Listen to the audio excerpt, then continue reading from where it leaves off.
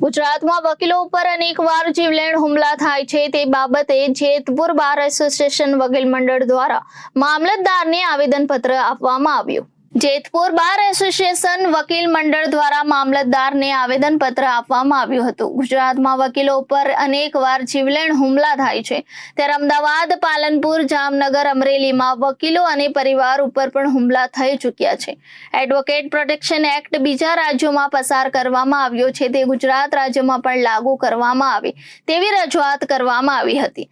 Jetpur bar association વકીલ મંડળની માંગ એડવોકેટ પ્રોટેક્શન એક્ટ ગુજરાત રાજ્યમાં તાત્કાલિક પસાર કરે તેવી માંગ ઉઠવા પામી છે। આજે તમે આવેદનપત્ર દેવા આવ્યા છો, શું કહેશો તે બારામાં? અમારા એડવોકેટ પ્રોટેક્શન બિલ માટે અમે આજરોજ મામલતદારશ્રીને આવેદન દેવા આપ્યા હતા, કારણ કે દેશની આઝાદી વખતથી વકીલો સમાજનું અને સમાજમાં વસતા લોકોનું રક્ષણ કરતા આવ્યા છે। આઝાદીની લડાઈ વખતે પણ વકીલોનો મહત્ત્વનો રોલ રહ્યો છે, પણ છેલ્લા ઘણા સમયથી સવારે આપણે તમારા પત્રકાર મિત્રોના માધ્યમથી છાપાઓમાં, ન્યૂઝપેપરમાં વાંચીએ છીએ કે અવારનવાર ગુજરાત રાજ્યમાં પ્રેક્ટિસ કરતા વકીલો ઉપર હુમલાઓ થાય છે।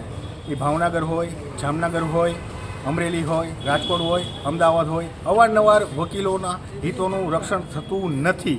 જેમ રાજસ્થાન સરકારે, કર્ણાટક સરકારે, મહારાષ્ટ્ર સરકારે એડવોકેટ પ્રોટેક્શન એક્ટ બિલ વિધાનસભામાં પસાર કરીને એડવોકેટનું રક્ષણ કર્યું છે, એવી રીતના આપણી ગુજરાત સરકાર પણ એડવોકેટ પ્રોટેક્શન એક્ટ ખરડો પસાર કરે વિધાનસભામાં અને વકીલોના હિત અને રક્ષણની જવાબદારી સ્વીકારે અને એક સરસ મજાનો કાયદો વકીલોના રક્ષણ માટે આપે, એની માંગણી અમારી હતી। જે બદલ અમે મામલતદારશ્રીને આવેદન આપ્યું અને એમના માધ્યમથી અમે સરકારશ્રીને રજૂઆત કરી છે કે આ એડવોકેટ પ્રોટેક્શન બિલ તાત્કાલિક ધોરણે સરકારશ્રી લાવે અને વકીલોનું હિત અને રક્ષણ જાળવે।